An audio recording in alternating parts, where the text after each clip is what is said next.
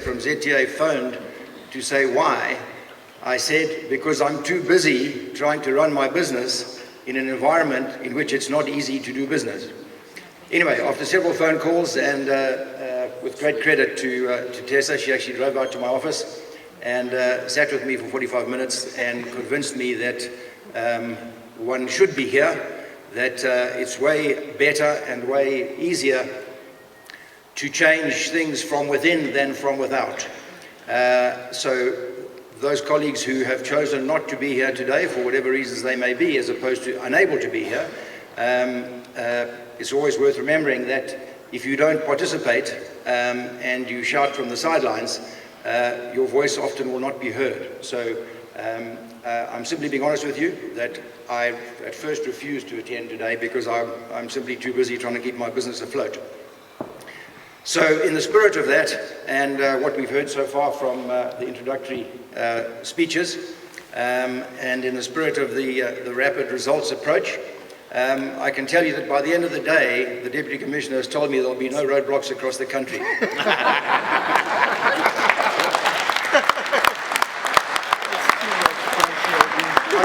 I'm sure that's what I heard him say. Anyway, my apologies for my throat, my experience in the industry, but in other parts of the world, from my own business, of course, but from our industry.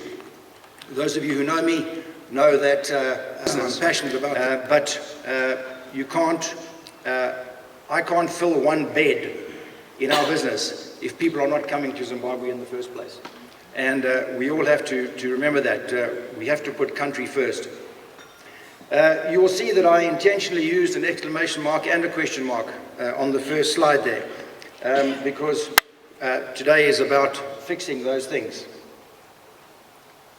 Where am I pointing this? Group producers called the Ease of Doing Business table. This I took off the internet yesterday, and I've just scaled it down to the Sub-Saharan Africa group, and it has 189 countries on it, and Zimbabwe sits at 155. You can see it in the yellow line at the bottom. Interestingly enough, I heard in the briefing session before we came out here that there's going to be a presentation later on this morning.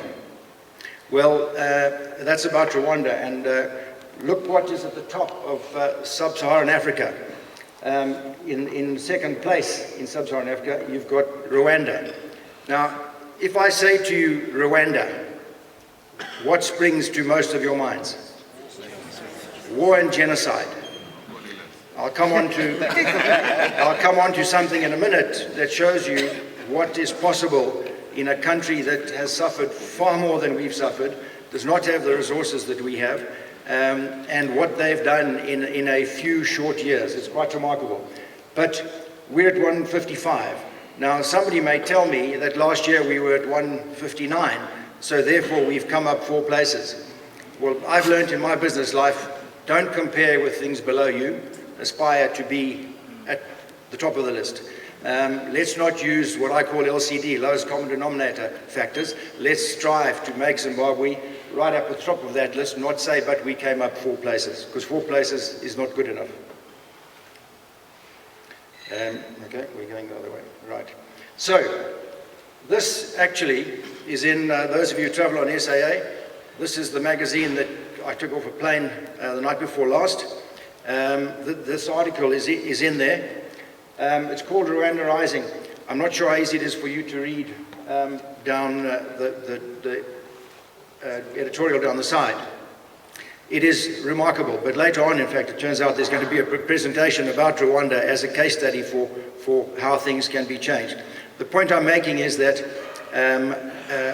we have every asset in this country to make ourselves an absolute shining star of tourism in the continent of Africa. There's living proof there that it is absolutely possible, and we should. I'm just going to touch on things that are currently impediments, things that make our lives difficult, and things that certainly are right now are the absolute opposite of ease of doing business.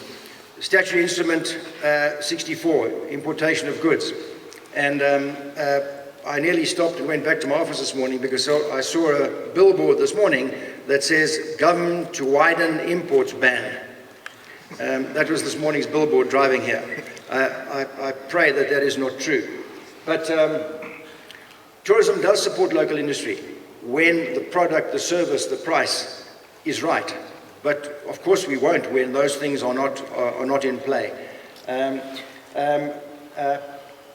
In the briefing room, I apologized in advance to anybody that I may offend, but I was told, no, this is a no-holds-barred meeting.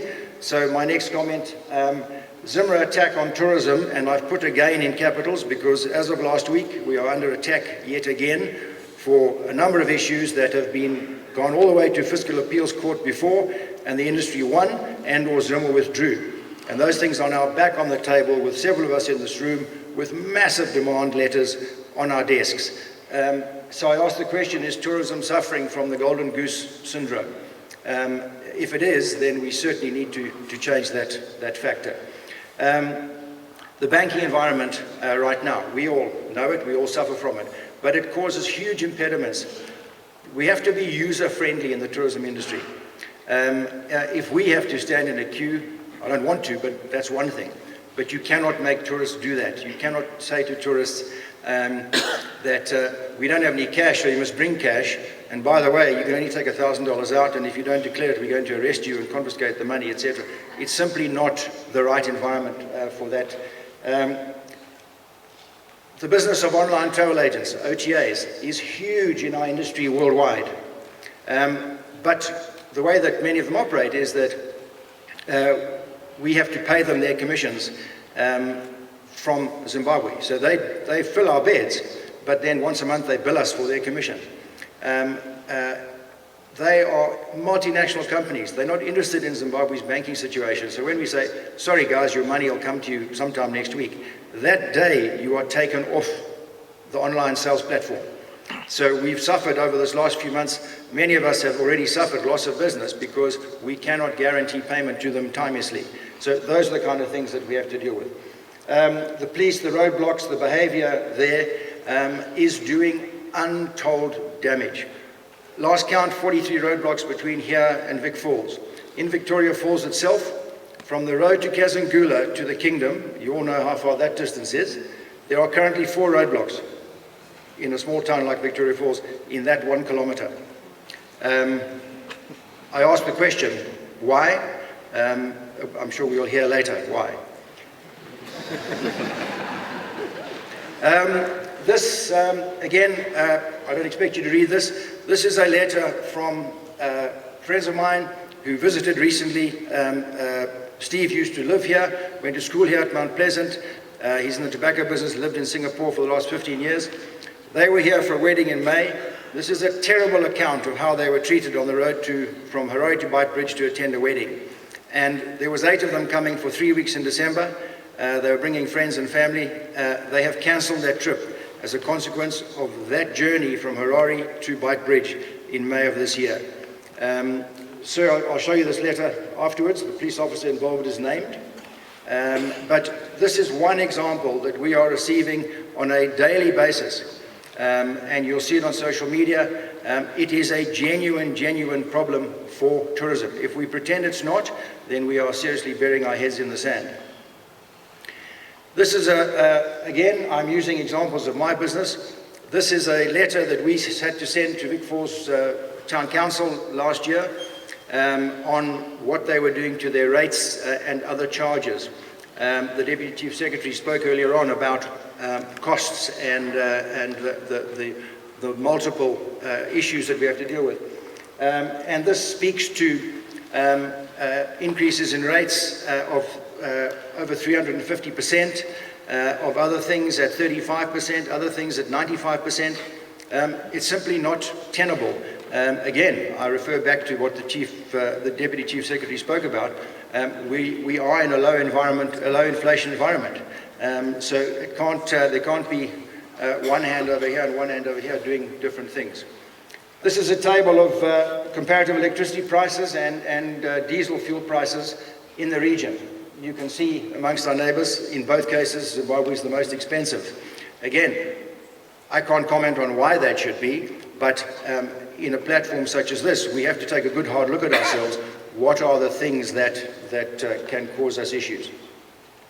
Here I'm trying to highlight some of the things that we can do, that we should do. And in the spirit of the rapid results approach, by the end of the day and over the coming days, we should be able to take lots of things and get them actioned positively. And I'm sure with the combined brains that I can see around this room and the combined knowledge and experience, and the colleagues from the enabling ministries here, that certainly we should be able to achieve many of these things.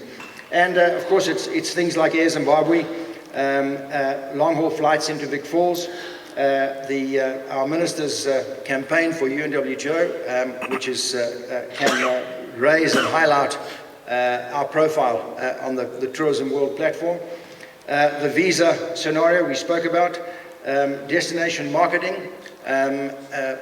If we can't fund ZTA properly, well then let's take the funds we've got and do the right thing with those funds. Longer stays, we have to build longer stays in the country. I nearly said Vic Falls then, but as some of my colleagues have said, Ross, remember that there's more to Zimbabwe than Vic Falls. Well, of course there is. But you could also say, you know, as an analogy, Nelson Mandela and Robben Island and Table Mountain are used continually by SA Tourism. Of course they are. We all use our prize assets to market. And so Vic Falls is a key issue, and getting that airport going will lead to growth in tourism. The SEZ bill for investment, let's get it going so that we do get more local and foreign investment into tourism. ZIMRA, the 15% VAT on foreign tourism introduced in January last year, which caused mayhem in the industry, and there's no question that it is doing damage. Let's take some of the ZIMRA resources and apply them to non-compliant businesses. Don't keep chasing the businesses that pay their tax and pay their dues on time. Is every property that's registered on Airbnb in Zimbabwe, are they paying VAT? Are they registered with ZTA? Are they paying their levies? Et cetera, et cetera. I come back to my point about the golden goose. Let's do the things that we can change. The roadblocks and hostile borders. I came through on Tuesday night back from South Africa. I went through the red route because my wife had bought some new linen for one of our bedrooms at home. I traveled early this month, so I was a good citizen. I went to the red route. I was the first customer in red route. 40 minutes later, with 4 different officers who, after they couldn't deal with the problem of turning the computer on, I finally put the money on the table and said, either you write me a manual receipt or I'm walking out the door. That was my own example of 36 hours ago. We can't do that to people. We simply can't do that at borders. It's not right, and it's utterly non-user friendly. Tourism thrives on being user friendly. Oh, which way are we going?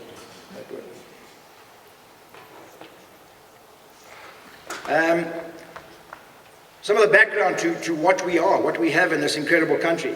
7 wonders of the world, one of the greatest rivers in Africa, centrally located. You look at a map of the bottom half of Africa, and I'm going to use those 2 words again, Victoria Falls.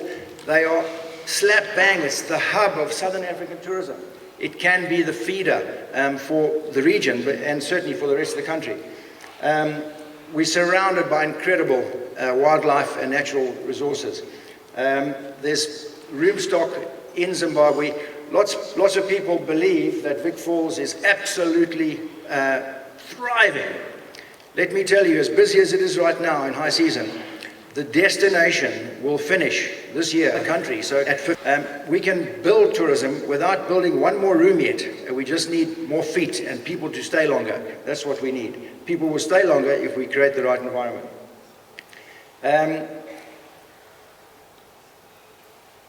We've done a survey across the region in the last 8 weeks, and it's a survey that when we finish in a couple of weeks' time will be made available to the Ministry and to ZTA about Vic Falls and the region. There's an estimate of 400 to 450,000 tourists into that area in 2015. And it's as scientific as we've been able to make it, but therefore we need huge growth for the destination and for the region. If you look at Zimbabwe in isolation, it will be difficult to grow tourism. Tourists, long-haul tourists, want to travel to 2 to 4 countries on average when they travel long haul. And so we need to be part of that bigger picture. Cape Town Airport, for example, they've increased their capacity 408,000 people in the last 9 months alone. We have the ability to do that. Cape Town and Vic Falls, Cape Town and Harare are obvious links. The positioning that we need to do, and possibly some of this will come into the next session, things that will make life better and easier for us. I'm conscious of time, so I'm wrong way again. I'm technically challenged. Destination image, which of course is the topic of the second session, but it has relevance to this. And earlier on, somebody spoke about reality and perception. Many factors involved. But it's vitally important that we accept that how the world views us is exactly what matters. What we think is irrelevant. How the world views us is exactly what matters in terms of tourism image. There is something called the peak end rule, and again you can go and look it up on the internet, and that speaks to a situation where what is the highlight of a particular experience. And it particularly applies well to tourism. And generally it says that something in your holiday, you will remember seeing a cheetah kill. You will remember seeing a pride of lions with cubs. You'll remember a couple of incidents.